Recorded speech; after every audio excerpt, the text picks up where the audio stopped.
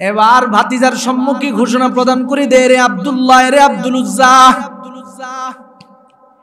এই মুহূর্তে তুমি যদি মুহাম্মদের ধর্ম থেকে নিজেকে দূরে না সরায় আনো, তাহলে তুমি আমার বাড়িতে থাকতে পারবে না।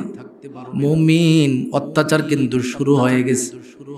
হকের উপরে চলতে চাইলে এইভাবে অত্যাচার শুরু হয়ে যায়।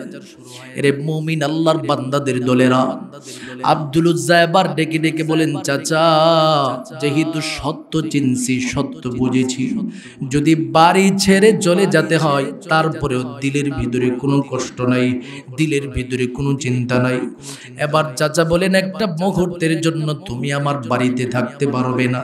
ভাতিজা এবার রওনা হয়ে গেল, বাড়ি ছেড়ে চলে যাবে। পিছন দিক থেকে চাচা এবার ডেকে ডেকে বলেন, রে আব্দুল উজ্জা, তোমার শরীরের মধ্যে যে পোশাক আছে, জামা কাপড় আছে, এই সবগুলো আমি চাচার টাকার কেনা। এই কাপড় পরিধান করে তুমি বাড়ি থেকে বের হতে পারবে না, আমার কাপড় আমাকে দিয়ে যাও। আব্দুল উজ্জা এবার চাচার নিকটে আগমন করলেন, বলেন, চাচা, আমার শরীরের যে পোশাকটা আছে সেটাও যদি নিয়ে যেতে চান নিয়ে যান, দিলের ভিতরে কোনো কষ্ট নাই। এই কথা বলে পরনের যে জামাটা ছিল সেটা চাচার কাছে দিয়া রওনা হয়ে যায়। পিছন দিক থেকে পাষাণ্ড চাচাটা এবার ডেকে ডেকে বলেন, আব্দুল উজ্জা, পরনে যে লুঙ্গিটা আছে সেই লুঙ্গিটাও কিন্তু আমি চাচার টাকার কেনা।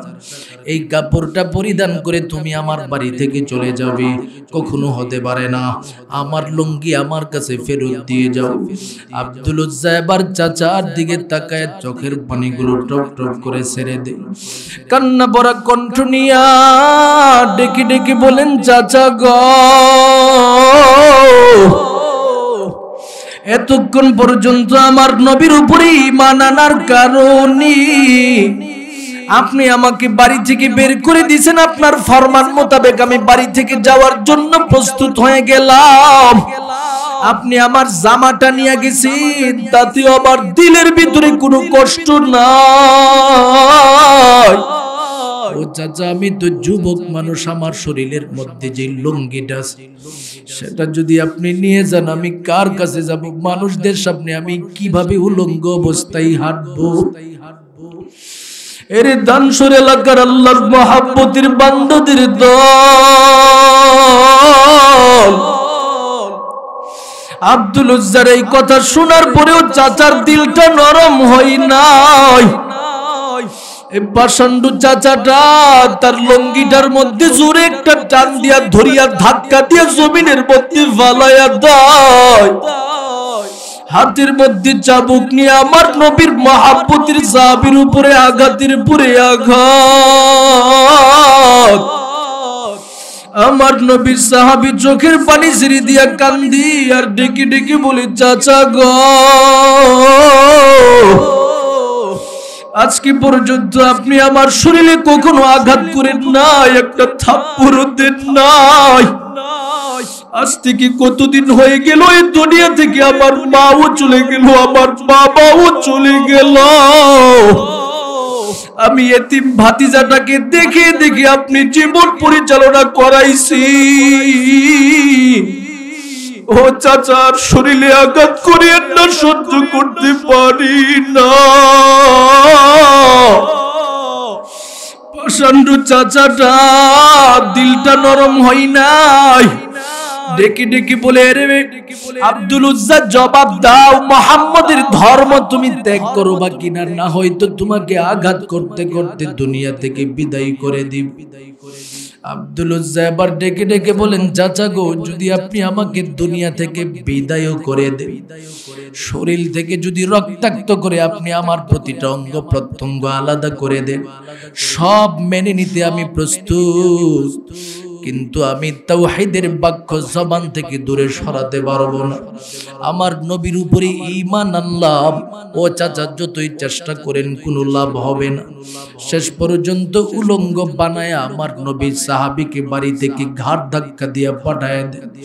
আমার নবী সাহাবী আব্দুল উজ্জা এবার চোখের পানিগুলো টপ টপ করে ছেড়ে দিয়া বিনায়া বিনায়া চোখের পানি ছেড়ে দিয়া কান্দে আর মনে মনে বলে, হায় আফসোস, আজকে যদি যদি আমার মহাব্বতের বাবা থাকতো, মহাব্বতের মা থাকতো, আমার চাচা আমাকে এইভাবে অত্যাচার করতে পারতো না। এই ধারণা করতে করতে আমার নবী সাহাবী কদম কদম হাঁটি একটা গাছের কাছে যায়, গাছের কয়েকটা পাতা দিয়া কোনো মতে লজ্জাস্থানটাকে ঢাকলো রে আল্লাহর গোলাম। লজ্জাস্থানকে ঢাকিয়া কদম কদম হাঁটতে থাকে, হাঁটতে থাকে, হাঁটতে থাকে রে গোলাম। হাঁটতে হাঁটতে হাঁটতে হাঁটতে সিদ্ধান্ত নিল, সৎ মা দুনিয়াতে বেঁচে আছে, সৎ মার বাড়িতে যাবি, তার কাছ থেকে যদি একটা কাপড়ের ব্যবস্থা করা যায়, এই কাপড়টা পরিধান করে আমার নবী রহমতে আলম নবীর দরবারে চলে যাবে। ব্যবসায়ী ভাইদের সময়ের গুরুত্ব আছে না নাই? চাকরিজীবী ভাইয়ের সময়ের গুরুত্ব অধিক পরিমাণ। বান্দা তুমি যে কোনো প্রফেশনের মধ্যে থাকো, প্রতিটা জায়গার মধ্যে তোমার সময়ের বড় গুরুত্ব। তোমার সময়কে তুমি যদি দুনিয়ার জন্য অধিক পরিমাণে ব্যয় করতে পারো, আল্লাহ বলে তোমার দুনিয়ার জিন্দেগি সফল হয়ে যাবে। এরে মুমিন, তোমার দুনিয়ার জিন্দেগি সফল করানোর জন্য সময়কে যখন তুমি কাজে লাগাও, দুনিয়াটা যেমন সফল হয়ে যায়, যদি এই সময়টা আমি মালিকের জন্য, আখিরাতের জন্য পরিপূর্ণভাবে কাজে লাগাও, আমি রবের পক্ষ থেকে ঘোষণা প্রদান করে দিলাম, তোমার জীবনের আখিরাতের জিন্দেগিটাকে আমি আল্লাহ সফল বানায়া দিব। তোমার আখিরাতের জিন্দেগির জন্য সময় গুরুত্ব দাও, তোমার আখিরাতের জিন্দেগিটা সফল হয়ে যাবে। এই কারণে রহমতে আলম নবী মুহাম্মদুর রাসূলুল্লাহ সাল্লাল্লাহু আলাইহি ওয়াসাল্লাম দুনিয়ার প্রতিটা মানব জাতির সম্মুখে ঘোষণা প্রদান করে দেই, বান্দা তোমার জীবনের মধ্যে বিশেষ করে 5টা সময় আগমন করবে। 5টা সময় আগমন করার পূর্বে জীবনের 5টা সময়কে তুমি আলাদাভাবে গুরুত্ব দাও। قال رسول الله صلى الله عليه وسلم اغتنم خمسا قبل خمس شبابك قبل هرمك وصحتك قبل سقمك وفراغك قبل شغلك وغناك قبل فقرك وحياتك قبل موتك أو كما قال عليه الصلاة والسلام। আমার নবী রহমতে আলম নবী দুনিয়ার প্রতিটা মানুষের সম্মুখে ঘোষণা দেয়, বান্দা তোমার জীবনের যৌবন নামক সময় যতদিন পর্যন্ত থাকবে, বার্ধক্য নামক সময় আগমন করার পূর্বে যৌবন নামক সময়টাকে তুমি পরিপূর্ণভাবে গুরুত্ব দাও। এ ধানসর এলাকার মহাব্বতের যুবক ভাই, হাদিসের প্রথম অংশের দিকে তুমি একটু তাকাও। আমার নবীজি তোমার যৌবনের সময়টাকে পরিপূর্ণভাবে গুরুত্ব দিয়ে তোমাকে ডাকতেছে, রে আমার মহাব্বতের যুবক উম্মত, তোমার জীবনের যৌবন নামক সময়টা আমার রবের দরবারে বড় গুরুত্বপূর্ণ রে যুবক। কেমন গুরুত্ব? যদি তুমি তোমার জিন্দেগির যৌবন নামক সময়টাকে আমার মালিকের জন্য কাজে লাগাইতে পারো, হাসরের ময়দানে আমার মালিক তোমার জন্য সর্বশ্রেষ্ঠ নিয়ামত রেখেছে। তুমি যদি তোমার যৌবন নামক সময়টাকে আমার মালিকের জন্য নামাজের মাধ্যমে দাও, জিকিরের মাধ্যমে দাও, কোরআন তেলাওয়াতের মাধ্যমে তোমার যৌবনটাকে কাজে লাগাও, আমার নবী ঘোষণা প্রদান করে দেয়, এই জাতীয় যুবকদের ব্যাপারে আমার নবী বলেন, হাসরের ময়দানে মানব জাতি তাদের মাথার অর্ধ হাত উপরের দিকে তাকায় দেখবে সূর্যটা চলে আসছে। সূর্যের তাপের কারণে প্রতিটা মানুষ চোখের পানিগুলো ছেড়ে দিয়া কান্না করবে, মাথার মগজগুলো টকমক টকমক করতে থাকবে, কান্না করতে থাকবে। ঠিক সেই সময়ের মধ্যে আমার রবের পক্ষ থেকে ঘোষণা প্রদান করতে থাকবে, এরে আমার মহাব্বতের যুবক বান্দারা, আমার নবী তোমাদের ব্যাপারে ঘোষণা প্রদান করেছিল, ওয়াশাবুন নাশা ফি ইবাদাতিল্লাহ। জমিনের মধ্যে যে যুবক তার যৌবন নামক সময়টাকে আমার মালিকের জন্য কাজে লাগাইছে, ফজরের আজান হয়ে গেলে পাগলের মতো মসজিদমুখী হয়ে গেছি, জোহরের আজান হয়ে গেলে মসজিদের মুসল্লার মধ্যে দাঁড়ায় গেছি, আসরের আজান হয়ে গেলে মুসল্লি আল্লাহর জন্য তার সময়টাকে কাজে লাগাইছি, মাগরিবের আজানের আওয়াজ শোনার সাথে সাথে মুসল্লার মধ্যে দাঁড়ায় গেল, এশারের আজানের আওয়াজটা শোনার সাথে সাথে মুসল্লার মধ্যে দাঁড়ায় গেল। এই সমস্ত যুবক সন্তানদেরকে আমার আল্লাহ ডেকে ডেকে বলবি, রে আমার মহাব্বতের যুবকের দল, দুনিয়াতে যৌবনটাকে আমি মালিকের জন্য কাজে লাগায় আগমন করেছো, আজকে আরশের হাসরের ময়দানের মধ্যে তোমাদের মাথার উপরে যে সূর্য রয়েছে, এই সূর্যের তাপের কষ্ট সহ্য করার প্রয়োজন নাই, আমি আল্লাহ তোমার জন্য আমার আরশের নিচের জায়গাটা মেহমানগার হিসাবে প্রস্তুত করে রাখলাম। তোমার জন্য আমার আরশের নিচের জায়গাটা মেহমানখানা, তুমি এখানের মধ্যে চলে আসো। যুবকটা আগমন করার সময় অন্যান্য বন্ধু বান্ধবেরা বলবে, এরে আব্দুল করিম, এরে আব্দুর রহমান, ব্যাপারটা কি বুঝতে পারি না, দুনিয়াতে একসাথে চলছিলাম, দুনিয়াতে একসাথে আড্ডা দিয়েছিলাম, সূর্যের তাপের মধ্যে আমাদেরকে রাখিয়ে একা একা কোথায় যাও? এই কথা যখন বলতে থাকবে, বন্ধুদের দিকে তাকায় তাকায় বলবে, রে আমার মহাব্বতের বন্ধুদের দলেরা, তোমরা আমার সাথে চলাফেরা করছিলা ঠিকই, কিন্তু যখন ধানসরের তাফসীর মাহফিল হইতো, কতবার তোমাদেরকে নসিহত করেছি, ওসিয়ত করেছি, ভালোবাসা দিয়েছি, চলো তাফসীর মাহফিলের মধ্যে গিয়া বসি। ধানসর এলাকার মসজিদের মধ্যে যখন আজান হতো, আমি পাগলের মতো মসজিদমুখী হয়ে যেতাম, কিন্তু তোমরা আমার সাথে মসজিদে যাও নাই।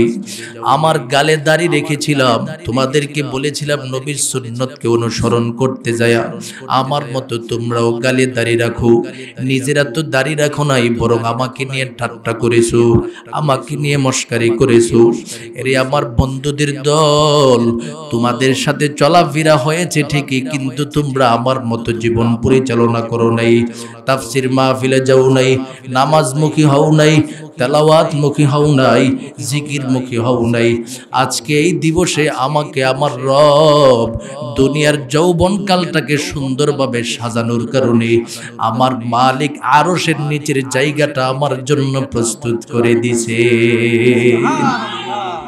প্রতিটা যুবক সন্তান সেই সময় পস্তাইতে থাকবে আর বলতে থাকবে, হায় আফসোস, যদি মহাব্বতের বন্ধুর মতো তাফসীর মাহফিলে যেতাম, যদি মহাব্বতের বন্ধুর মতো মসজিদমুখী হতে পারতাম, যদি মহাব্বতের বন্ধুর মতো নবীর সুন্নত অনুসরণ করতাম, যদি যৌবনকালটাকে কাজে লাগাইতাম, আমার মালিক আজকে আমাদের জন্য সম্মানের জায়গার ব্যবস্থা করত। ও ধানসর এলাকার আল্লাহর মহাব্বতের বান্দারা, আমার নবী এই জন্য দুনিয়ার প্রতিটা মানুষের সম্মুখে ঘোষণা দেই, জীবনের প্রতিটা সময়ের বড় গুরুত্ব, এর মধ্যে 1 নাম্বার তোমার যৌবনের সময়টাকে তুমি গুরুত্ব দাও। 2 নাম্বারে আমার নবী বলেন, ওয়াসিহাতাকা ক্বাবলা সাকামিক, তোমার জীবনে অসুস্থতা নামক সময় আগমন করার পূর্বে সুস্থতার সময়টাকে তুমি গুরুত্ব দাও। 3 নম্বরে আমার নবী ঘোষণা প্রদান করে দেই, ওয়াফারাগাকা ক্বাবলা শুগুলিক, তোমার জীবনের মধ্যে ব্যস্ততা নামক সময় আগমন করার পূর্বে অবসরের সময়টাকে তুমি পরিপূর্ণভাবে গুরুত্ব দাও। 4 নম্বরে আমার নবী বলেন, ওয়াগানাকা ক্বাবলা ফাকরিক, দারিদ্রতা নামক সময় আগমন করার পূর্বে তোমার জীবনের অর্থনৈতিক সময়টাকে তুমি গুরুত্ব দাও। 5 নম্বরে আমার নবী শেষ ঘোষণা প্রদান করেন, উম্মত, জীবনের হায়াত নামক মহান দৌলতটা কি, ওয়া হায়াতাকা ক্বাবলা মাউতিক, মরণ নামক সময় আগমন করার পূর্বে পরিপূর্ণভাবে কাজে লাগাও। দুনিয়ার জমিনে কেউ বলতে পারে না বান্দার মরণ কখন আগমন করবে, কোথায় আগমন করবে। এমনও ঘটনা আমাদের চোখের সামনে দেখেছি, মাহফিল শেষ হয়ে গাড়িতে বসতে পারি নাই, হঠাৎ করে খবর আসতেছে, হুজুর আজকের কমিটির সভাপতি আপনার সাথে মুসাফা করে যাওয়ার পথে হঠাৎ করে হার্ট অ্যাটাক করে দুনিয়া থেকে বিদায় হয়ে গেল। কত শ্রোতার খবর শুনলাম, বয়ান শুনতেছে ময়দানের মধ্যে হঠাৎ করে দুনিয়া থেকে বিদায়, বাড়িতে যেতে পারে নাই। এই কারণে আমার রবের পক্ষ থেকে ঘোষণা প্রদান করে দে, রে আমার মহব্বতের গোলামের দল, নিজের জীবনের হায়াত নামক মহান দৌলতটাকে পরিপূর্ণভাবে কাজে লাগাও রে বান্দা। হায়াতটাকে কাজে লাগাও, হায়াতটাকে কাজে লাগাও। মরণ কখন তোমার সম্মুখে আগমন করি তুমি জানো না, কারণ আমি আল্লাহ এই সব বিষয়গুলোকে গোপনে রাখছি, আমার কাছে রেখেছি। ইন্নাল্লাহা ইনদাহু ইলমুস সাআহ ওয়া ইউনাজ্জিলুল গায়স ওয়া ইয়ালামু মা ফিল আরহাম ওয়া মা তাদরি নাফসুম মাযা তাকসিবু গাদা ওয়া মা তাদরি নাফসুম বিআইয়ি আরদিন তামুত।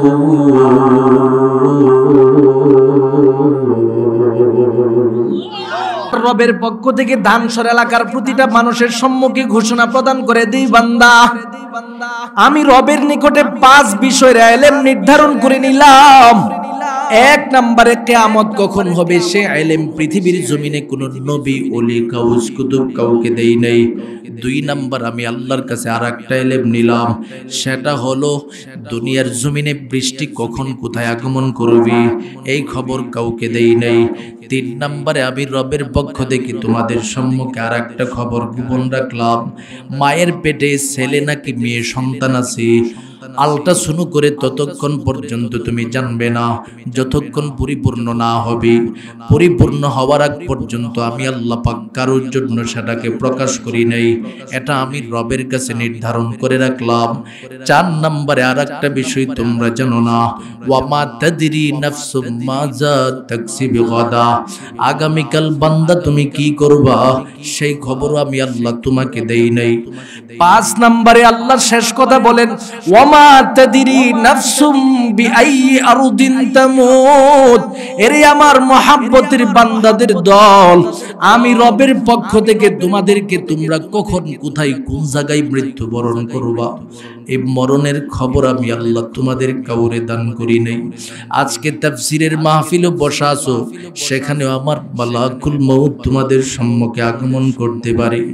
তুমি ধানসর বাজারে যাবে, সেখানেও তোমার সম্মুখে মৃত্যুর ফেরেশতা আগমন করতে পারে। সহিলপুর যাবে, ব্রাহ্মণবাড়িয়াতে যাবে, সরাইলে যাবে, ঢাকায় যাবে, বিশ্বরোডে যাবে, সেখানেই তোমার মরণ আগমন করতে পারে। সুতরাং বান্দা আমি রবের পক্ষ থেকে ঘোষণা প্রদান করে দিলাম, মৃত্যুর জন্য এই মুহূর্তে নিজেকে প্রস্তুত বানায় নাও। কেমনে প্রস্তুত বানাইবা? এই মুহূর্তে পরিপূর্ণ মুসলমান হয়ে যাও। ইয়া আইয়ুহাল্লাযীনা আমানুত্তাকুল্লাহ হাক্কা তুকাতিহি ওয়া লা তামুতুন্না ইল্লা ওয়া আনতুম মুসলিমুন।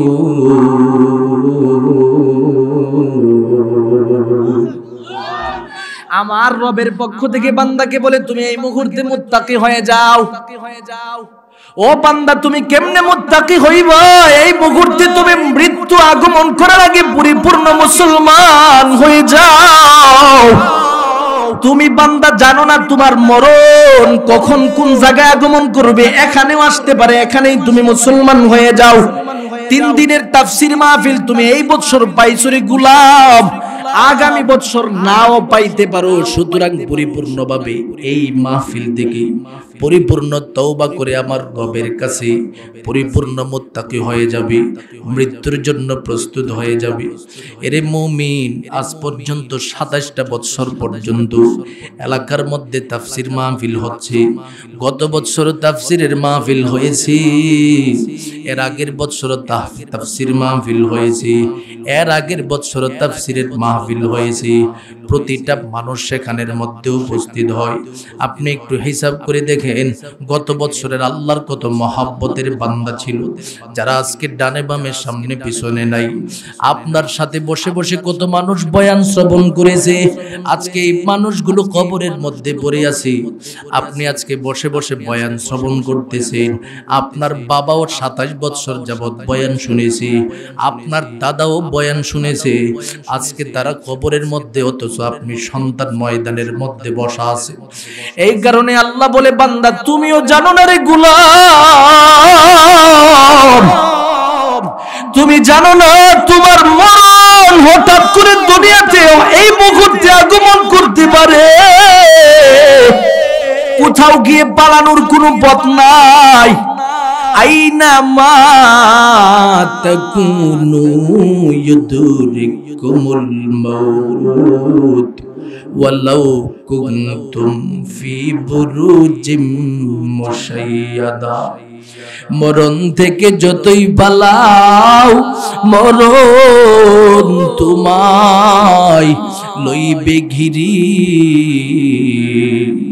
যদিও সুদূর আকাশ পানে লুকাও সে তাই লাগিয়ে সিঁড়ি। এ দুনিয়া মিশে বলে ভাই শুধু আশার খেলা ঘর। চোখ বুঝিলে দেখবি রে মন, কে আপনার কে বাপন। কোথা থেকে আগমন, কোথায় যেতে হবে রে। কে আনিল কি কারণে জানার নাই ভবিতে। নদীরে পার ভাঙে ও পার ঘরে, এই তো নদীর খেলা। সকাল বেলার ধনির তুই ফকির সন্ধ্যা বেলা। নদী পথে নৌকা চালাও ওরে মাঝি ভাই। বেলা ডুবার আগে আমি পার উড়তে চাই। ডুবে গেলে বেলারে আর উঠে না, ভেঙ্গে গেলে মেলারে আর জমে না। ও দানসর এলাকার আল্লাহর মহাব্বতের বান্দাদের দল, আজকে যে সুন্দর মেলার মধ্যে আমাদের জীবন পরিচালিত হয়। বাড়িতে গেলে আমার সন্তানের মেলা, বাজারে গেলে আত্মীয় স্বজন পাড়া প্রতিবেশীদের মেলা, ওয়াজের ময়দানে মানুষদের মেলা। আমার চক্ষুটা যখন বন্ধ হয়ে যাবে সব মেলা মিনিটের মধ্যে শেষ। কথা কোন ঠিক কিনা? চক্ষুটা বন্ধ হয়ে যাবে। মহাব্বতের বিবিটা বড় আনন্দের মধ্যে ছিল, সন্তানটা বড় আনন্দের মধ্যে ছিল। খবরটা যখন চলে যাবে, এরে সন্তান তোমার বাবা তো দুনিয়া থেকে বিদায় হয়ে গেছে। সন্তানের আনন্দের সাথে সাথে শেষ হয়ে যাবে, বিবির আনন্দের সাথে সাথে শেষ হয়ে যাবে। মসজিদের মাইকে মুয়াজ্জিনের মাধ্যমে, ইমামের মাধ্যমে জানিয়ে দেওয়া হবে আব্দুর রহমান নামক আল্লাহর মহাব্বতের বান্দা ধানসর এলাকার নিবাসী ব্যক্তিটা দুনিয়া থেকে বিদায় হয়ে গেল। ওই ব্যক্তিটা দুনিয়া থেকে বিদায় হয়ে গেল। আগামীকাল অমুক টাইমে তার জানাজা হবে। বাজারের মধ্যে যত মানুষ থাকবে রে গোলাম, প্রতিটা মানুষ শুধু আপনাকে নিয়ে আফসোস করবে, কিন্তু কেউ আপনার সাথে যাওয়ার জন্য প্রস্তুত হবে না। সবাই চিন্তা করবে আব্দুর রহমানের সাথে আমরা চলাফেরা করেছি, আব্দুল করিমের সাথে চলাফেরা করেছি, একটা মুহূর্তের জন্য সে আমাদের সাথে বেয়াদবি করে নাই, দেখেছি কথা হয়েছে। শেষ মুহূর্তের জন্য তার চেহারাটা একটু দেখার জন্য বাড়িতে যাই। আপনি লাশের মতো পড়ে থাকবেন, ডানে বামে শত শত মানুষ বাড়িতে ভিড় করবে। শেষ মুহূর্তের জন্য আপনার চেহারাটা দেখবে। ইমাম সাহেব এসে পরামর্শ দিবে, লাশকে বাড়িতে রাখার সুযোগ নাই, যত দ্রুত পারেন তাকে এই মুহূর্তে জানাজা দিয়া দাফনের ব্যবস্থা করে দেন। ইমাম সাহেবের কথা শুনে সবাই মিলে ঐক্যবদ্ধভাবে আমাকে আপনাকে দাফনের জন্য প্রস্তুত হয়ে যাবে। রে মুমিন, আমি তো লাশ হয়ে পড়ে থাকবো। শেষ মুহূর্তের মধ্যে আমার মহাব্বতের বিবিটাকে ডাকা হবে, ও আব্দুর রহমানের বিবি, তুমি তোমার স্বামীকে একটা নজরের জন্য দেখতে পারবার, শেষ মুহূর্তের জন্য দেখে যাও। আমার বিবিটা পাগলের মতো উপস্থিত হয়ে যাবে। শেষ মুহূর্তের জন্য আমার চেহারাটা দেখে আমাকে বিদায় দিবে। আমার সন্তান আমার পাশে দাঁড়াইয়া চোখের পানিগুলো টপ টপ করে ছেড়ে দিয়া কাঁদবি, ও আমার মহাব্বতের বাবা। কত সময় আপনি ধানসর বাজার থেকে আওয়ার সময় আমার জন্য কত টাকা দিয়া কত মজা নিয়ে আসছেন। এখন আমি সন্তানের জন্য কে আনবে মজা? আমি সন্তান এবার কারে বাবা বাবা বলে ডাক দিব? আমার সন্তান আমার পাশে দাঁড়ায়া দাঁড়ায়া চোখের পানি ছিঁড়ে দিয়া কাঁদবে রে গোলাম। ইমাম সাহেব বলবি দেরি করা যাবে না, আর কান্নাকাটি করার সুযোগ নাই। আব্দুর রহমান রে নিয়ে রওনা হয়ে যাও। এবার আমার লাশটাকে নিয়ে আমার আত্মীয় স্বজন মসজিদের পালকির মধ্যে শুয়াইয়া আমাকে বাড়ি থেকে বের করে নিয়ে যায়। এবার আমার শেষ জীবনের জন্য শেষ রাস্তা, এই রাস্তা দিয়ে আমি আর জীবনে কখনো আসতে পারবো না। আজকে আমাকে গেট থেকে বের করে দিবে, আমি গেটের দিকে তাকায় বলবো আর এই গেট দিয়ে আমার প্রবেশ করার সুযোগ হবে না। এবার আমি রাস্তা দিয়ে যাব, এই রাস্তা দিয়ে আমার আর আসার সুযোগ হবে না রে গোলাম। জানাজার নামাজ পড়াইয়া প্রতিটা মানুষ চোখের পানি ছিঁড়ে দিয়া কাঁদবে, রবের দরবারে দোয়া করে আমাকে শেষ বিদায় দিয়া এবার আমাকে নিয়ে কবরস্থানের দিকে চলে যাবে রে গোলাম। আমাকে কবরস্থানে রাখার জন্য তিনজন মানুষ নেমে পড়বি। আমি তাকায় তাকায় দেখবো যে তিনটা মানুষ নামলো, আমার সন্তান, আমার ভাতিজা, আমার ভাগিনা। প্রত্যেকে আমাকে আবার কবরের মধ্যে রাখিয়া আমার ভাগিনাটা সবার আগে উঠে যায়, আমার ভাতিজাও উঠে যায়। আমি চিন্তা করব আমার সন্তান মনে হয় আমি বাবার সাথে থাকবি। হঠাৎ করে আমি তাকায় দেখবো আমার সন্তানও আমার সাথে থাকে না। আমার কাফনের কাপড়ের সেই বাটটাকে আমার সন্তান খুলে দিয়া এবার কবর থেকে উঠে যায়। আমি এবার কবরের মধ্যে বড় একা। আমার সন্তান উঠে যায়, আমি বলবো এরি আমার মহব্বতের সন্তান। দুনিয়াতে তোর জন্য কত কিছু করলাম, কত সময় ব্যয় করলাম, চাকরিতে গেলাম, ঘুষ খাওয়ার সুযোগ ছিল, ঘুষ খাইলাম, সুদ খাইলাম, টাকা পয়সা ইনকাম করে তোর জন্য দুনিয়াটারে বানায়া দিয়ে আসলাম। আজকে আমি বাবারে কবরে একা একা রেখে দিয়া কই যাও? আমার সন্তান কান্না করবে, কিন্তু আমার সাথে তো যাওয়ার কোনো সুযোগ নাই। শেষ পর্যন্ত আমার সন্তান সহ সবাই মিলে আমাকে মাটি চাপা দিয়া চলে যাবে। আমার নবী বলেন, উম্মত, আল কবরু রাউযাতুম মির রিয়াজিল জান্নাহ আও হুফরাতুম মিন হুফারিন নার। তোমার জীবনের সময় নামক মহান দৌলত গুলোকে যদি তুমি কাজে লাগাইয়া দুনিয়া থেকে বিদায় হতে পারো রে উম্মত, আমি নবী ঘোষণা দিলাম তোমার কবরটা হয়ে যাবে জান্নাতের বাগান। আও হুফরাতুম মিন হুফারিন নার। আর তোমার জীবনের হায়াত নামক মহান দৌলতটাকে পাওয়ার পর এত সময় পাইছো, কিন্তু আমার মালিকের দরবারে তুমি সেজদা দাও নাই। কত ফজর গেল, কত জোহর গেল, কত আসর গেল, কত মাগরিব গেল, কত এশা গেল, কত দিনের মারকাজ গেল, কত জিকির গেল। তোমাকে কত মুসল্লিরা ডাকছে, আলেমরা ডাকছে দিনের প্রতি আসো, অথচ তোমার মূল্যবান হায়াতটাকে কাজে লাগাও না।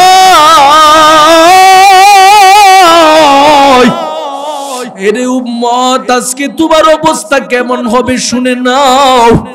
আমার নবী বলেন ফেরেশতার আগমন ঘটবে, প্রশ্ন করবে, জবাব দিতে পারবে না। এবার ফেরেশতা ঘোষণা দিবে, এরে কবর আল্লাহর বান্দা দুনিয়াতে ছিল, তার সময়কে গুরুত্ব দেই নাই, আখিরাতের জিন্দেগিকে সফল বানাই নাই, এই মুহূর্তে তার জন্য শাস্তির ব্যবস্থা করে দাও। এবার কবরস্থান চতুর্দিকে দূরে চলে যাবে, দুই থেকে এমন জোরে একটা চাপ মারবে রে আল্লাহর বান্দা। আমার নবী নিজের আঙ্গুল মুবারক গুলো এইভাবে দেখায় দেখায় বলে, উম্মতের দল, এই নাফরমান গুনাহগার বান্দাটার উপরে কবরে এমন জোরে একটা চাপ মারবে গো। এক একটা চাপের কারণে নাফরমান গুনাহগার বান্দার একটা সাতনার হাড্ডি আর একটা সাতনার ভিতরে ঢুকে যাবে।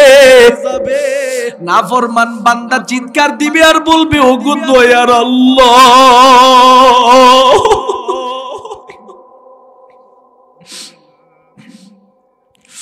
ওগো দয়ার মালিক, আর সহ্য করতে পারি না রে আল্লাহ, একটা মুহূর্তের জন্য আবার দুনিয়াতে পাঠায়া দাও। আবার দুনিয়াতে যাব, জীবনের হায়াতটাকে কাজে লাগায় আবার রবের দরবারে আগমন করব। আমার মালিকের পক্ষ থেকে গাইবি আওয়াজ আসবে, রে নাফরমান, তোর ধানসর গ্রামের মধ্যে পাদুগর মাদ্রাসা থেকে মুফাসসির সাহেবরা আগমন করত, জামিয়া ইউনুসিয়া থেকে আগমন করত, তোর ইমামরা আসতো, তোর এলাকার আলেমরা তোর দ্বীনের পথে বুঝাইছে, নামাজি বানানোর জন্য কত চেষ্টা করলো, গান থেকে বাঁচানোর জন্য, অশ্লীলতা থেকে বাঁচানোর জন্য কত চেষ্টা করলো। একটা দিন আমার সে আলেম সমাজদের কথা তুই শুনো না, তুমি কি জানো না এ কবর বড় চিরস্থায়ী কবর। এরে গোলাম, আজ থেকে আমি রবের পক্ষ থেকে ঘোষণা দিলাম, যে কবরস্থানের শাস্তি শুরু হয়ে গেল 24টা ঘন্টা চলবে, কিয়ামত পর্যন্ত চলতে থাকবে। ও দানসর এলাকার আল্লাহর মুহাব্বতের বান্দাদের দল, আমার রবের পক্ষ থেকে এই কারণে আমার তেলাওয়াতকৃত সূরার শুরুতে ঘোষণা প্রদান করে দেই, ওয়াল আসরি, আমি রবের পক্ষ থেকে তোমাদের সম্মুখে সময়ের কসম খাই, তোমার জীবনের 5টা সময় আগমন করার পূর্বে জীবনের 5টা সময়কে তুমি পরিপূর্ণভাবে গুরুত্ব দাও। 1 নাম্বার যৌবন নামক সময়টাকে তুমি গুরুত্ব দাও, 2 নম্বরে তোমার সুস্থতার সময়কে তুমি গুরুত্ব দাও, 3 নাম্বার তোমার জীবনের অবসরতার জীবনটাকে তুমি গুরুত্ব দাও, 4 নম্বরে তোমার জীবনের অর্থনৈতিক সময়টাকে গুরুত্ব দাও, 5 নম্বরে আমার নবী বলেন হায়াতটাকে মরণ আগমন করার পূর্বে গুরুত্ব দাও, তোমার আখিরাতের জিন্দেগি বড় সফল হয়ে যাবে। 2 নাম্বার পয়েন্টে আল্লাহ পাক তেলাওয়াতকৃত সূরার শুরুর দিকে বর্ণনা করেন, ইন্নাল ইনসানা লাফি খুসর, এরে মুমিন, দুনিয়াতে যত মানুষ আছে সময়ের ব্যাপারে সবাই বড় ক্ষতির মধ্যে আছে।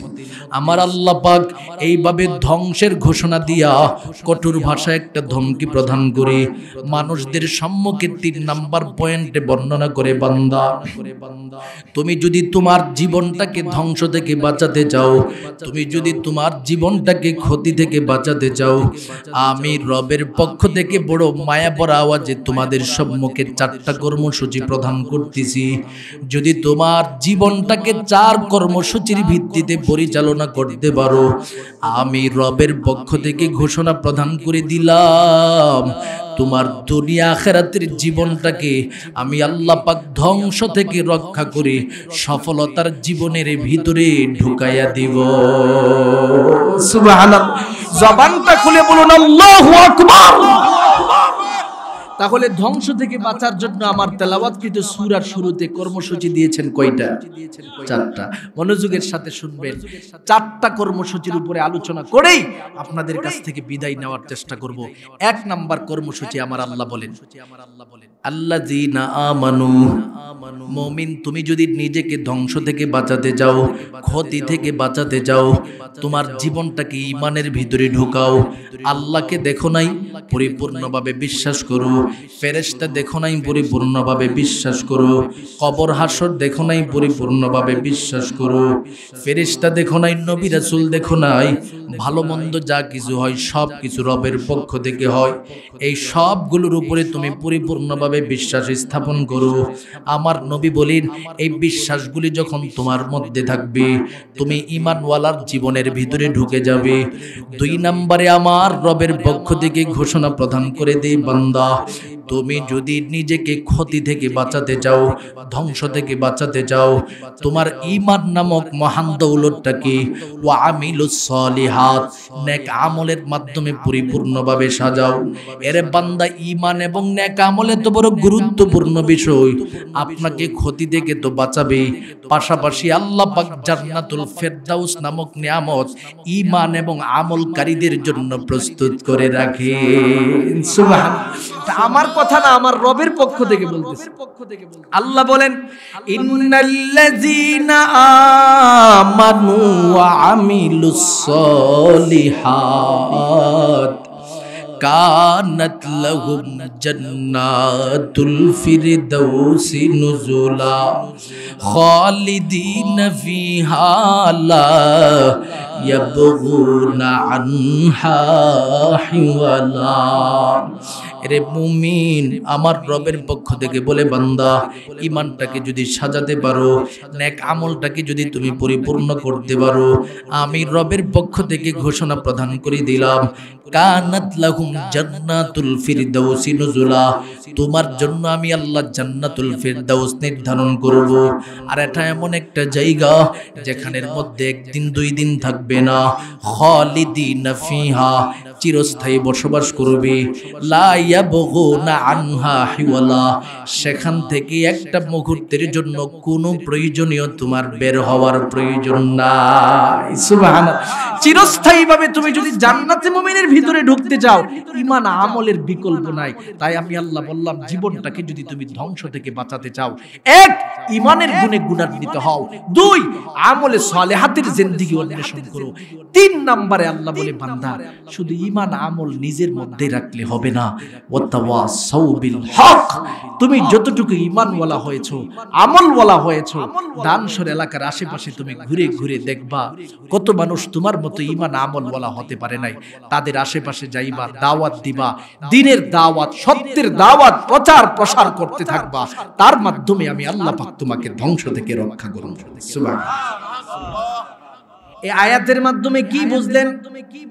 নিজে যতটুকু ঈমানওয়ালা হতে পারলেন, নিজে যেমন নেক আমলওয়ালা হতে পারলেন, অন্য ভাইয়ের কাছে সেই নেক আমল, সেই ঈমানটাকে প্রচার করার প্রয়োজন আছে না নাই?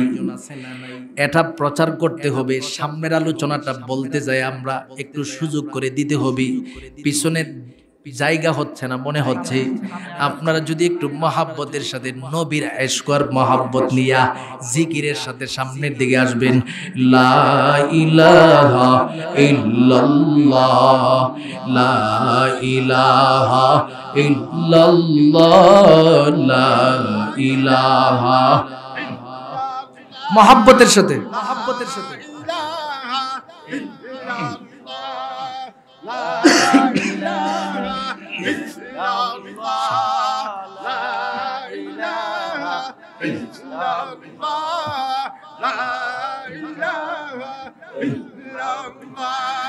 লা ইলাহা ইল্লাল্লাহ, লা ইলাহা ইল্লাল্লাহ, লা ইলাহা ইল্লাল্লাহ, লা ইলাহা ইল্লাল্লাহ, লা ইলাহা ইল্লাল্লাহ, লা ইলাহা।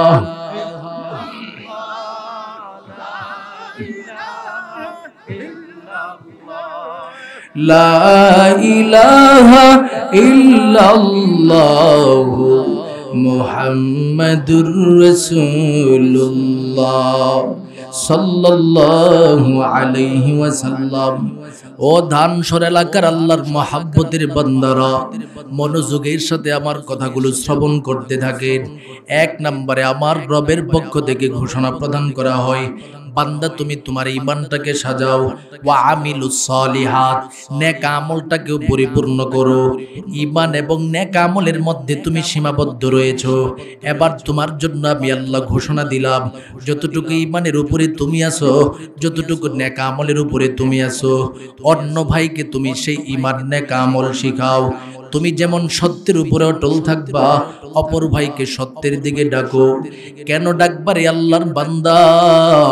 কারণ আমি রবের পক্ষ থেকে তোমাদের জন্য ঘোষণা দিয়ে দিলাম, তোমরা কেমন উম্মত হিসাবে পৃথিবীতে আগমন করেছো, আমি আল্লাহ তোমাদেরকে ওই উম্মত হিসাবে পৃথিবীতে প্রেরণ করেছি, যেন তোমরা নিজে যতটুকু কাজ করবা, অন্য ভাইকে সেই নেক আমলের প্রতি আকৃষ্ট করার দাওয়াত দিবা। কুনতুম খায়রা উম্মাতিন উখরিজাত লিন-নাস তা'মুরুনা বিল মা'রুফ ওয়া তানহাউনা আনিল মুনকার। আল্লাহ বলে, আমার মহব্বতের বান্দারা, তোমরা তো সর্বশ্রেষ্ঠ জাতি, শেষ নবীর উম্মত। তোমাদেরকে আমি রবের পক্ষ থেকে খাইরে উম্মত হিসাবে পৃথিবীর জমিনের মধ্যে প্রেরণ করে দিলাম রে বান্দা। কেন করেছি সেটা কি জানো? এক নম্বরের কারণ হলো তা'মুরুনা বিল মা'রুফ, সৎ কাজের আদেশ প্রদান করবা, ওয়া তানহাউনা আনিল মুনকার, গোটা জাতির সম্মুখে অসৎ কাজ থেকে জাতিকে রক্ষা করার চেষ্টা করবা। কারণ তোমাদের দায়িত্ব আমি রবের পক্ষ থেকে দিয়ে দিলাম। রহমতে আলম নবী ঘোষণা দেয়, ক্বালা রাসূলুল্লাহ সাল্লাল্লাহু আলাইহি ওয়াসাল্লাম, মান রাআ মিনকুম মুনকারান ফালইউগাইয়িরহু বিয়াদিহি ফাইন লাম ইয়াস্তাতি ফাবিলিসানিহি ওয়া ইন লাম ইয়াস্তাতি ফাবিকলবিহি ওয়া যালিকা আযআফুল ঈমান আও কামা ক্বালা আলাইহিস সালাতু ওয়াস সালাম। আমার নবী ঘোষণা প্রদান করে দেয়, জমিনের মধ্যে তুমি যখন তোমার নিজের চোখে দেখতে পাবে কোথাও অশ্লীলতা হচ্ছে, শরীয়ত বিরোধী কোনো কাজ হচ্ছে, ইসলাম বিরোধী কোনো কাজ হচ্ছে, প্রাথমিক তোমাকে আমি নবীর পক্ষ থেকে দায়িত্ব দিয়ে দিলাম, যদি ক্ষমতা থাকে হাতের মাধ্যমে বাধা প্রদান করবা। ফাইন লাম ইয়াস্তাতি ফাবিলিসানিহি, যদি হাতের মাধ্যমে বাধা দেওয়ার ক্ষমতা না থাকে, তোমার জবানের মাধ্যমে তুমি বাধা দাও। যদি তুমি জবানের মাধ্যমে বাধা দেওয়ার ক্ষমতা না থাকে, ফাইন লাম ইয়াস্তাতি ফাবিকলবিহি, তুমি তোমার জবানের মাধ্যমে বাধা দিতে পারো নাই, আন্তরিকভাবে ঘৃণা করো, যতটুকু পারো গোপনে গোপনে নিজেও সেটা থেকে বেঁচে থাকো, অন্যকে বাঁচানোর জন্য গোপনে গোপনে চেষ্টা চালাও। এটা হলো তোমার ঈমানের সবচেয়ে থেকে দুর্বল পয়েন্ট। সুতরাং এর দানসর এলাকার আল্লাহর মহাব্বতের বান্দারা, নিজের সামনে যদি আপনি তাকায় দেখেন কোন অশ্লীলতা হচ্ছে, গান বাদ্য হচ্ছে, মুমিন বান্দা হিসাবে প্রতিবাদ করবেন, মুমিন বান্দা হিসাবে হকের আওয়াজটাকে সেখানের মধ্যে ফুটায় তুলবেন। কারণ আমার নবী ঘোষণা প্রদান করে দেয়, যেখানের মধ্যে সত্য আসবে সেখানের মধ্যে মিথ্যা এমনিতেই ধ্বংস হয়ে যাবে।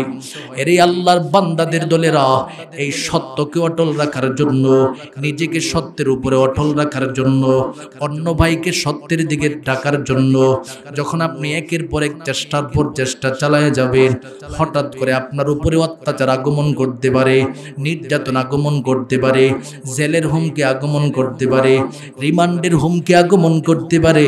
ঠিক সেই সময়ের মধ্যে আমার রবের পক্ষ থেকে ঘোষণা প্রদান করে দেয়, রে আমার মহাব্বতের বান্দা, নিজের জীবনটাকে তুমি যেইভাবে নেক আমলের মাধ্যমে সাজাইছো, এভাবে অন্যদেরকে সাজানোর চেষ্টা করতে করতে যদি নির্যাতনের সম্মুখীন হয়ে যাও, 4 নম্বরে আমি আল্লাহ তোমার জন্য পয়েন্ট বর্ণনা করে দিলাম, ওয়াতাওয়াসাউ বিসসবর, সবরের উপরে অটল থাকতে থাকো। দ্বীনের উপরে যদি সবরের মাধ্যমে অটল থাকিয়া দাওয়াতের কার্য পরিচালনা করতে পারো। আমি রবের পক্ষ থেকে ঘোষণা প্রদান করে দিলাম, আমি আল্লাহর কুদরতি রহমতি চাদরের ভিতরে ঢুকায়া তোমাকে সকল প্রকারের ধ্বংস থেকে আমি আল্লাহ হেফাজত করে নিব। তাহলে হকের কথা বললে, সত্যের উপরে অটল থাকলে, অশ্লীলতার বিরুদ্ধে হুমকি ধমকি দিলে নির্যাতন আছে না নাই? সত্যের পক্ষে স্লোগান দিয়ে 5 আগস্টের আগে আমাদের দেশের আলেম সমাজ অত্যাচারিত হয়েছে কি হয় নাই? এদেশের আলেমদেরকে এমন কোনো অত্যাচার নাই বিগত সরকার করে নাই, কথা কোন ঠিক কিনা? এদেশের এই যে আমাকে যে লোকটা দাওয়াত দিয়েছে, নাম কি যেন? আশরাফ না? আশরাফ। আমি তো জানি না যে উনি যে একজন নির্যাতিত একজন ব্যক্তিত্ব। আমাকে ফোন দিছিল প্রোগ্রামের জন্য, আমি তেমন ওনাকে আমার পরিচিত না, পরিচিত লোকদের মাধ্যমে আমার সাথে কথা বলার ব্যবস্থা করব। উনি যে নির্যাতিত হয়েছে, যদি এটা আমাকে জানাইতো তা আমি ওনার মাধ্যমে প্রোগ্রামটা আগে রাখতাম, কারণ নির্যাতিত ব্যক্তিদের পক্ষে দেশের আলেম সমাজ সবসময় আছে, কথা কোন ঠিক কিনা? এই যে আশরাফ, তিনিও নির্যাতনের সম্মুখীন হয়েছেন। আরো এই এলাকার মধ্যে আমি শুনেছি, গাড়ি দিয়ে আসার পথে আমার সাথে এই যে আমাদের মুহতারাম ফয়জুল্লাহ সাহেব, উনি বলতেছে যে ওই সময়ের মধ্যে আমরা কেউ নন্দনপুর এলাকার মধ্যে থাকতে পারি নাই। এই আপনাদের ধানসর পাশাপাশি শহীদপুরের এলাকার যত মানুষ আছে কেউ বাড়িতে থাকতে পারে নাই। 2 মাস 3 মাস যাবত যে ব্যক্তিটা টুপি মাথায় দিয়ে থাকছে তার ব্যাপারে অত্যাচারের স্টিম রোলার চলছে, কথা কোন ঠিক কিনা? আমার রব বলে, বান্দা, এই অত্যাচার নির্যাতন তোমাদের উপরে আসবে, এটা নতুন না। এটা আজ থেকে 1450 বছর পূর্বে সাহাবা ইকরামদের উপরেও এসেছে, কথা কোন ঠিক কিনা? সাহাবা ইকরামরা অত্যাচারিত হয়েছে, নির্যাতনের সম্মুখীন হয়েছে, তাওয়াসুব বিস সবর থেকে দূরে সরে যায় নাই। সুবহানাল্লাহ বলবেন না? যেমন একটা হৃদয় বিদারক ওয়াকিয়া যদি আপনাদের সম্মুখে উপস্থাপন করি, আপনাদের বুঝে আসবে। নবীর একজন সাহাবীর নাম ছিলেন আব্দুল্লাহ। মনোযোগ আছে সবার? দিলটা দিয়ে শুনবেন, অন্তরটাকে নরম করে ফেলবেন। আমি আমার রবের কাছে দোয়া করব, প্রতিটা মানুষের চোখ থেকে যেন ঝরঝর করে পানি বের হয়, আর একটা ফোঁটা চোখের পানি যদি নবীর সাহাবীর মহব্বতে বের হয়, অতটুকুর ওসিলা দিয়ে আমার রবের জান্নাত নামক নিয়ামত আমরা পেয়ে যাব। সুবহানাল্লাহ। এজন্য দিলটাকে নরম করে কথাটা শোনার চেষ্টা করবেন। আব্দুল্লাহ নামক সাহাবী, তার আরেকটা নাম ছিলেন হযরত আব্দুল উজ্জা। ইসলাম ধর্ম গ্রহণ করার আগে তাকে আব্দুল উজ্জা বলে নামকরণ করা হতো। একদিন তার চাচার কাছে আসছে, আয়েশা বলতেছে, চাচা, আমি শুনেছি মুহাম্মদ নামক একজন ব্যক্তি দ্বীনের দাওয়াত দেয়, ইসলামের দাওয়াত দেয়।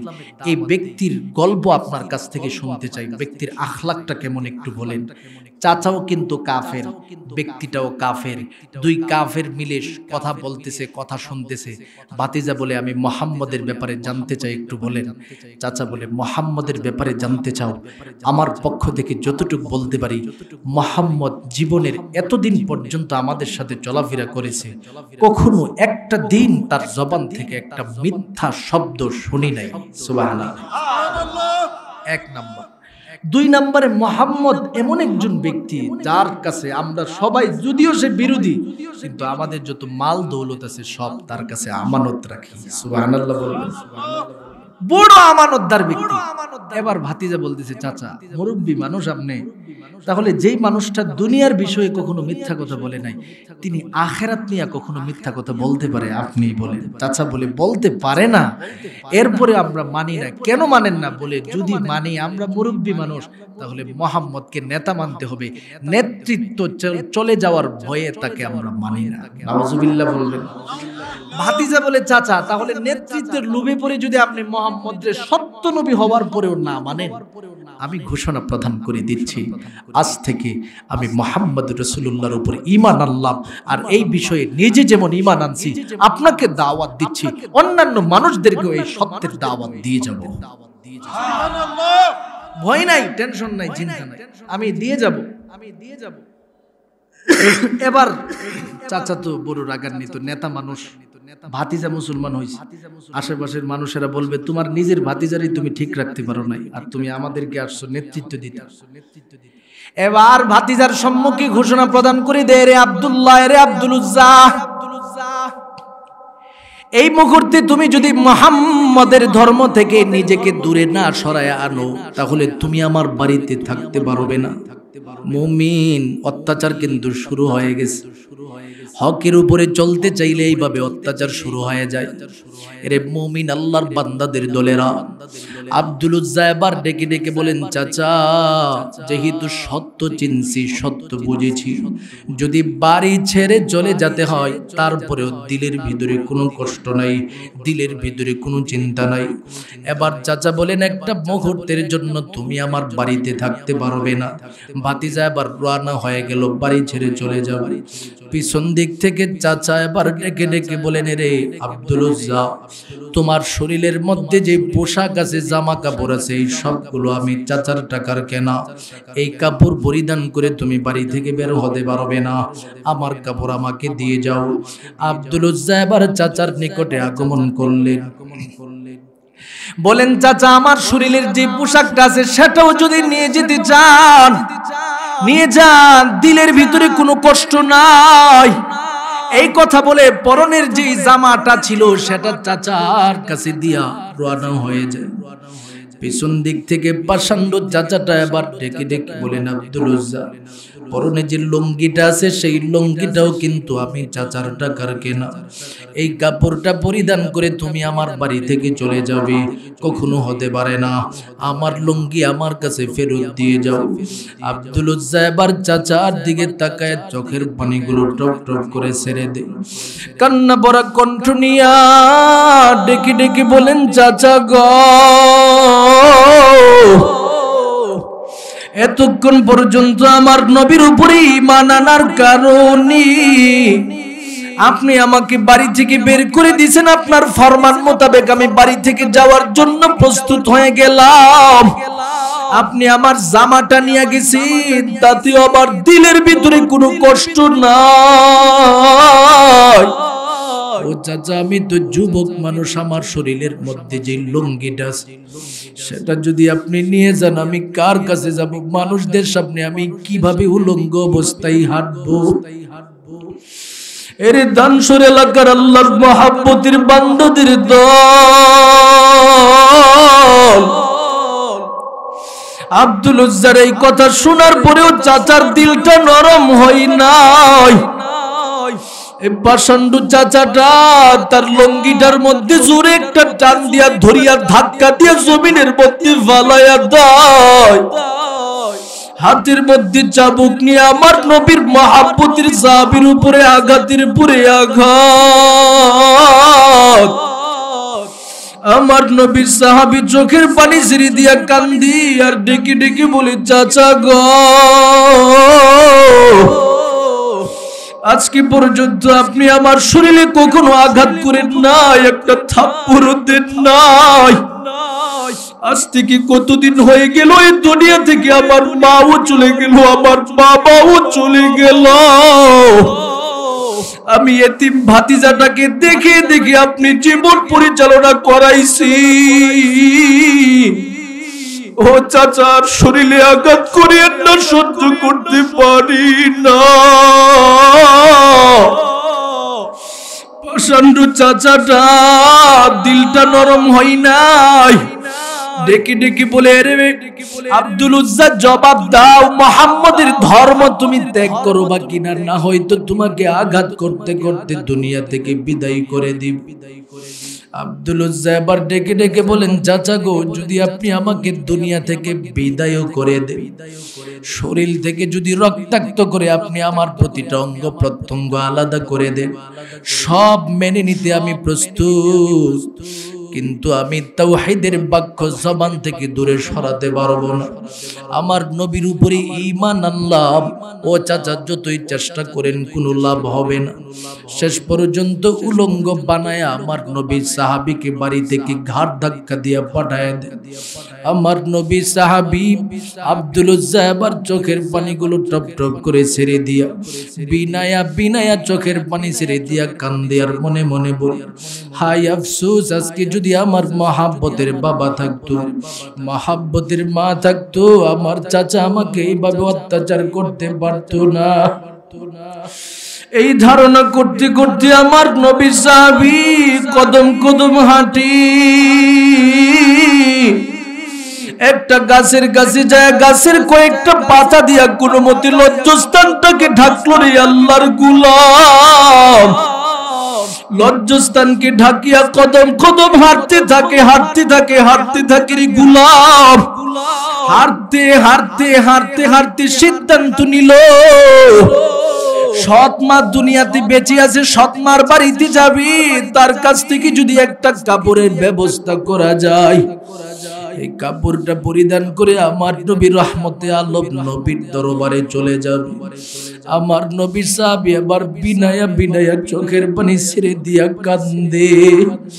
কদম কদম হাঁটতে হাঁটতে মায়ের বাড়িতে চলে যায়। দরওয়াজার সম্মুখে ডাক দেয়, ওগো মা, আমি আব্দুল উজ্জা বড় বিপদে পড়ে আগমন করছি রে মা, দরওয়াজাটা খোলা। মা দরওয়াজা খুলে তাকায় দেখে আব্দুল উজ্জার শরীরে কোনো জামা নাই, শরীরটা রক্তাক্ত অবস্থায়। মা ডেকে ডেকে বলে, এর সন্তান, ব্যাপারটা কি, তোমার শরীরের এই অবস্থা কেন? আব্দুল উজ্জা আবার চোখের পানিগুলো টপ টপ করে ছেড়ে দিয়া ডেকে, মা গো, এই দুনিয়াতে আমার বাবাও নাই, এই দুনিয়ার জমিনে আমার মাও নাই। ও গো মা, আজকে ঈমান আনার কারণে আমার চাচা আমার উপরে এভাবে অত্যাচার করল। ও গো মা, আপনার দরবারে আসি, একটা কাপড়ের যদি ব্যবস্থা হয়। মা বড় গরিব মানুষ, কোথায় থেকে কাপড় দিবে? একটা শুধুমাত্র চাদর, সেটাকে দুই ভাগ করে এক ভাগ নিজের কাছে রাখলেন, আর এক ভাগ নিজের এই সন্তানের হাতে দিয়া বলে, রে আব্দুল উজ্জা, আর তো কোনো কাপড় নাই। অর্ধেক চাদর নিয়ে আমার নবীর মহব্বতের সাহাবী কোনো মতে নিজের লজ্জাস্থানটাকে ঢাকিয়া কদম কদম হাঁটতে হাঁটতে সিদ্ধান্ত নিল, আমার নবীর দরবার ছাড়া যাওয়ার মতো কোনো পথ নাই। আমার নবীর সাহাবী দৌড়াইয়া আমার নবীর দরবারের দিকে রওনা হয়ে যায়। মসজিদের নববীর দরওয়াজার সম্মুখে এতিমের মতো দাঁড়াইয়া রহমতে আলম নবীর দিকে তাকায় তাকে বলে, নবী গো, এই দুনিয়াতে আমার মাও নাই, আমার বাবাও নাই। ও নবী, আমার যাওয়ার মতো কোনো পথ নাই। আমার নবী তার কান্না দেখে পাগলের মতো একটা দৌড় মারিয়া আব্দুল উজ্জার সামনে দাঁড়ায় বলে, রে আব্দুল উজ্জা, তোমার শরীরে রক্তাক্ত দেখা যায়, কে তোমাকে এইভাবে আঘাত করলো একটু বলো। আব্দুল উজ্জা বলে, নবী গো, আমার কোনো অপরাধ নাই, আমি শুধু একটা অপরাধ করেছি, আমি আমার নবীর উপরে ঈমান আনছি, আমি সত্য বুঝেছি, দ্বীন বুঝেছি, ইসলাম বুঝেছি, যার কারণে আমার চাচা আমার উপরে এইভাবে অত্যাচার করলো, নির্যাতন করলো। ও নবী, আমার আজকে এই দুনিয়ার জমিনে আপনি ছাড়া কেউ নাই। বাড়ি থেকে জীবনের জন্য বিদায় নিয়ে আগমন করলাম গো নবী। আমার নবী আবার আব্দুল উজ্জার দিকে তাকায় ডেকে ডেকে বলে, রে আব্দুল উজ্জা, দিলের ভিতরে কোনো টেনশন নিও না, কোনো চিন্তা নিও না, আমি নবীর পক্ষ থেকে তোমার সম্মুখে ঘোষণা দিয়ে দিলাম, দুনিয়াতে তোমারও মা নাই, আমি নবীরও মা নাই। রে আব্দুল উজ্জা, দুনিয়াতে তোমার বাবা নাই, আমি নবীরও বাবা নাই।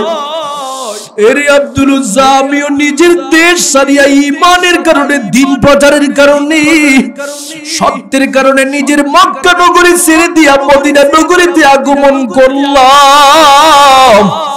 এরে আব্দুল উজ্জা, আমি আজ থেকে ঘোষণা প্রদান করে দিলাম, তোমার নাম আব্দুল উজ্জা থাকবে না।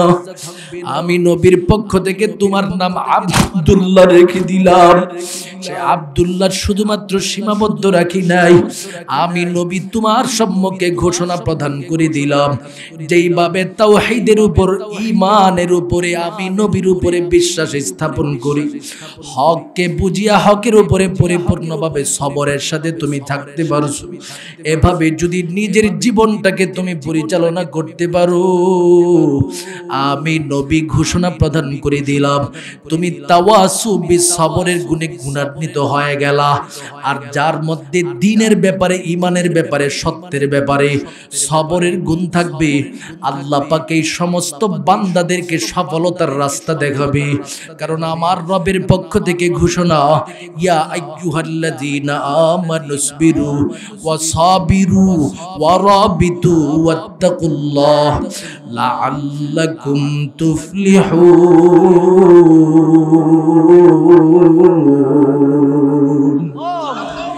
আমার রবের পক্ষ থেকে ঘোষণা, বান্দা তুমি যদি ঈমানের ব্যাপারে, হক যে কোনো ব্যাপারে সবরওয়ালার জীবন অন্বেষণ করতে পারো, আমি রবের পক্ষ থেকে ঘোষণা দিলাম সফলতার রাস্তা তোমার জন্য। সূরাতুল আসরের মধ্যেও গোটা দুনিয়ার প্রতিটা মানুষের সম্মুখে রবের পক্ষ থেকে ঘোষণা প্রদান করে দেয়, এরে আমার মহাব্বতের বান্দারা, তোমরা যদি সফলতার দিকে নিজেকে ঝুঁকাতে যাও, সফলতার রাস্তার সম্মুখীন হতে যাও, আমি রবের পক্ষ থেকে তোমাদের জন্য ঘোষণা দিয়ে দিলাম, 1 নাম্বার, ইল্লাল্লাযীনা আমানু, ঈমানওয়ালার জীবন অন্বেষণ করো। 2 নাম্বার, ওয়া আমিলুস সলিহাত, নেক আমলের জীবন অন্বেষণ করো। 3 নাম্বার, ওয়া তাওয়াসাউ বিল হক, ঈমান আমলের উপরে শুধু অটল থাকলে হবে না, অন্য ভাইকে সেই ঈমান আমলের দিকে দাওয়াত দাও, সত্যের দিকে দাওয়াত দাও। দাওয়াত দিতে যায় তুমি যখন ওই সাহাবীদের মতো নির্যাতনের সম্মুখীন হবে, আব্দুল উজ্জার মতো নির্যাতনের সম্মুখীন হবে, ঠিক এই মুহূর্তের মধ্যে সবরের সাথে দাওয়াত দিতে থাকো, ঈমানের উপরে অটল থাকতে থাকো। আমি রবের পক্ষ থেকে ঘোষণা প্রদান করে দিলাম, সকল প্রকারের ধ্বংস থেকে রক্ষা করে দিয়া আমি আল্লাহ তোমাকে সফলতার রাস্তার ভিতরে ঢুকায়া জান্নাতি মুমিনের কাফেলার ভিতরে ঢুকায়া দিব। তাহলে ঈমান, আমল এবং হকের উপরে অটল থাকার প্রয়োজন আছে না নাই? 1 নাম্বার, সূরাতুল আসর থেকে আমরা আজকে যে শিক্ষাটা নিব, ঈমানটাকে হেফাজত করব, নেক আমল ধরব, এটাকে দাওয়াতের মাধ্যমে প্রচার করব। প্রচার করতে যায় নির্যাতনের সম্মুখীন হলে 4 নাম্বার, তাওয়াসু বিস সবর, সবরের পরিচয় দিব, যেভাবে আমার নবীর সাহাবায়ে ইকরামরা ধৈর্যের পরিচয় দিয়ে ঈমানের উপরে অটল ছিল, সেই জিন্দেগিটা অন্বেষণ করব। আমার নবী বলেন, তোমার জীবন যদি এইভাবে সাজাতে পারো, সব সফলতার রাস্তা তোমার জন্যই আসবে। এজন্য আমি প্রতিটা মুমিন বান্দার সম্মুখে যেই নসিহতটা শেষ দিকে করতে চাই, আপনাদের জীবনটাকে সফলতার রাস্তার দিকে যদি নিতে চান, তাহলে আপনাদের সকলের জন্য যে বিষয়টা জরুরি, সেটা হলো যে 4টা কথার উপরে আলোচনা করেছি, আমল করতে হবে। রব্বে করিম আমাদের সকলকে এই 4 কথার উপরে আমল করার তৌফিক দান করেন, সকলে বলেন আমিন।